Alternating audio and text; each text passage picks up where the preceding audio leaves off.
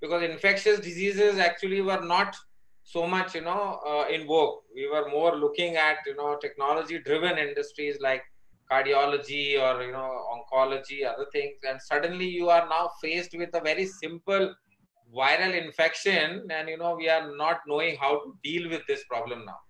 So let's look at it this way. And there are three stages, of treating this, and this probably will stay with us after it goes. Also, say in next 3 months or 6 months, whenever it goes, uh, is that one is we were not used to quarantine at all. We never thought that we will need something like that. So we will need in future to think quickly as to how to convert a hospital from a quaternary care or a tertiary care hospital into a hospital which can take large number of patients.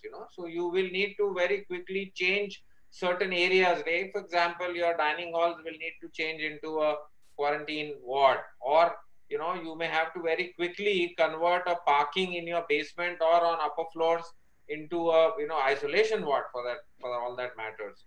You have to very quickly ramp up your intensive care unit, because this is where critical care, and Bombay probably has that kind of a problem now, that we don't know if it really becomes a New York in Bombay. How are you going to treat those patients who will need critical care?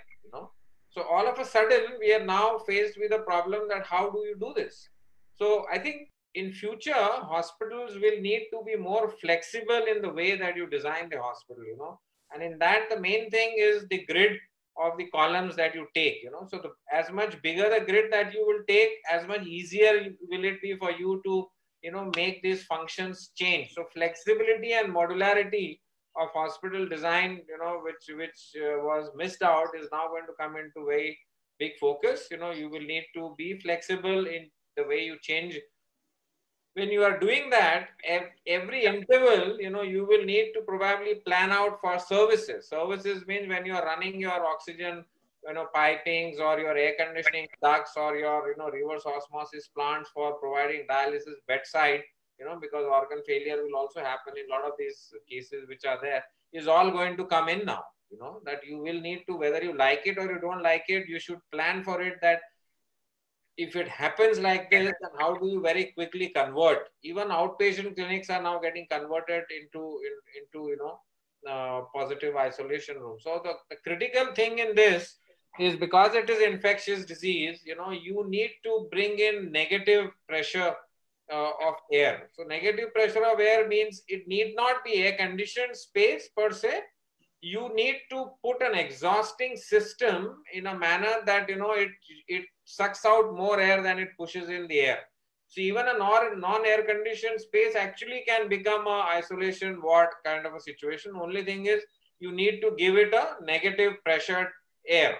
So that is something. So even nursing homes can convert into this kind of hospitals in no time, actually. But the most important point here is, it's a simple thing that 80% of these patients, when they will progress into positivity, they will need oxygen bedside. So when we were called at, say, Seven Hills to review the engineering, the first thing we said was, we need to ramp up this hospital in terms of providing a oxygen connectivity bedside on the 1500 beds that have been planned in that hospital. So that's one very critical thing. Every bed, I think, in future will need oxygen connection. Currently what we used to do was, in wards between two beds you give one oxygen. Probably in future it won't happen like that.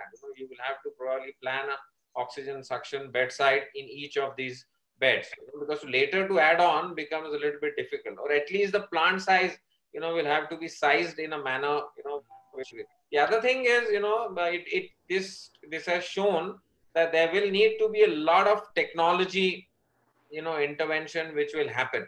Robotics, which has never been in practice in India, suddenly we are now facing how to serve medicine. I had a pilot friend of mine who was admitted in a hospital in Mumbai, and he was saying that the ward boy was so scared of him, he was still suspect. He was throwing the medicine to him, he was not even trying to hand over or give him in some manner. He was just throwing that medicine. So these kind of things are probably going to come in. So you will need a robot, which is going to serve you probably your meal, like that.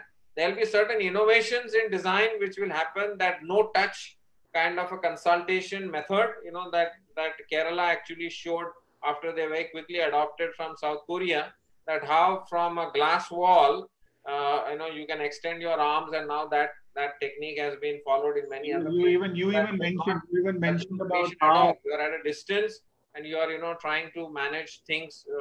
So this was never there before. Yeah, and the other thing which probably is not so much required in this is the operation rooms and other things which are probably not there, but they will also be required. And bronchoscopy probably, we have not reached that stage yet, but bronchoscopy is an important thing of treating COVID patients. A very good laboratory. Suddenly we found that most of our hospitals are not equipped, so to test such kind of patients, isn't it? So that was suddenly from one lab. Now we have come up to 200 labs. So diagnostics probably will be ramped up, for infectious diseases, because this is not the end of it. And very, be sure that there is a COVID-20 and COVID-21 that might, recur in future. Yeah. I think we need to progress towards a system, and Dr. Prakash probably would know it better, to a system which is like a resource-based relative value system. RVS has started in the United States. Because otherwise what happens is, like, what a nursing home costs are will never compare to a cost of, a Hinduja hospital. So if a protocol of, say, Apollo or Fortis says that a PPE needs to be changed every 2 hours in a critical care unit, then the cost of that PPE is going to be higher. If they are hiring, say, trained intensivist versus, the family-owned nursing home, then the trained intensivist will need to be costed separately, because the price will be relative to the cost. A 3 Tesla MRI versus a 0.5 Tesla MRI cannot be sold at 5,000 rupees. It cannot be done like that. No? So that is the problem what insurance companies generally face. We had once in Bombay tried to do this for IRDA, where a nursing home cost based on which a pricing model could be developed versus a cost and a price of a hospital which is a 300 bedder like a Choice Hospital. It will be very different in terms of its costing. So pricing will also need some kind of a gradation. Now I don't know whether insurance companies in India are able to do that. It's simple, like if you go to say a very top shot lawyer versus a youngster, there's a difference, no? So it's always going to be the infrastructure also. So nursing homes operate in a 300 or a 250 square feet per bed kind of an infrastructure versus an Apollo or a Hinduja which operates out of 800 to 1000 square feet per bed. So they have paid that much more for the infrastructure. Their quality of human resource is that much different. The way they provide hospitality services is very much different. The employee to per bed cost of a medium sized hospital versus a Apollo or a Fortis which will be like 6 or 7 employees per bed against a 3 employee per bed of a smaller facility. So that costing and pricing are two different things, and we need to arrive at that very quickly, like how we have in hotels, like 3-star and a 5-star. The cost, structure and pricing structure is different. So I think we need to do that.